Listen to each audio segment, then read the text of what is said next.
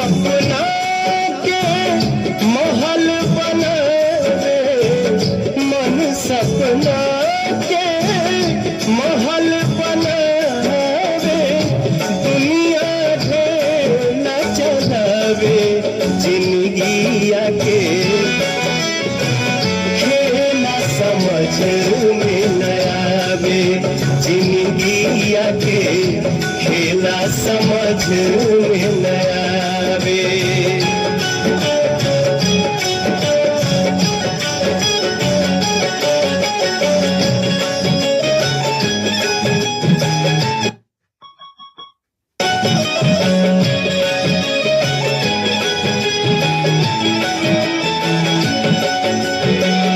जब जब दिन बिगड़े पर होला, केहू रोक न पावे।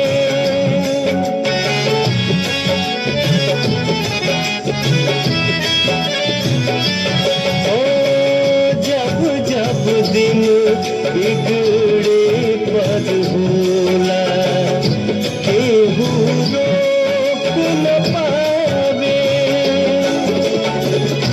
जाने काली खल किस्मत में, जाने काली खल किस्मत में, ई न पता चल पावे, जिंदगिया के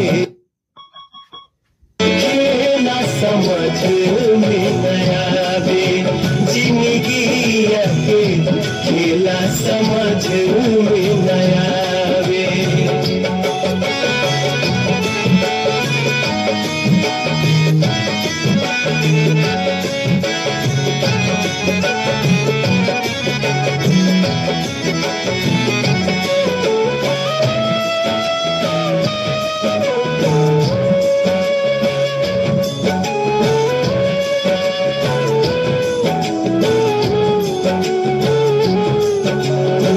समय हंसावे, समय रुवावे, समय ही नाच नचावे।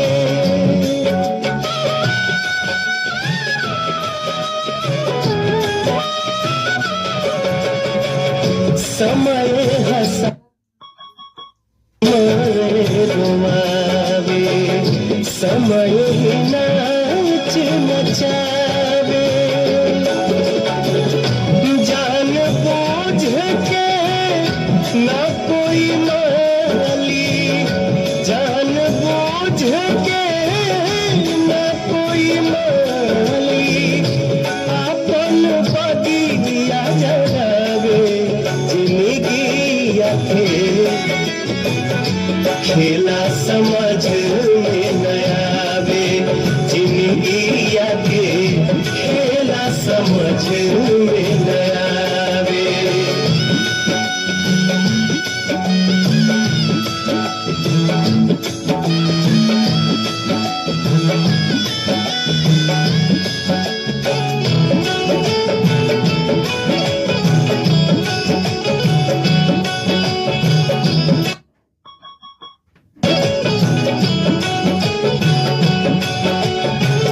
बनल के साथी सब के होला, बिगड़ पमुँह घुमावे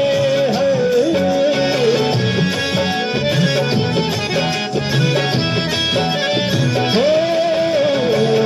बनल के साथी सब के होला,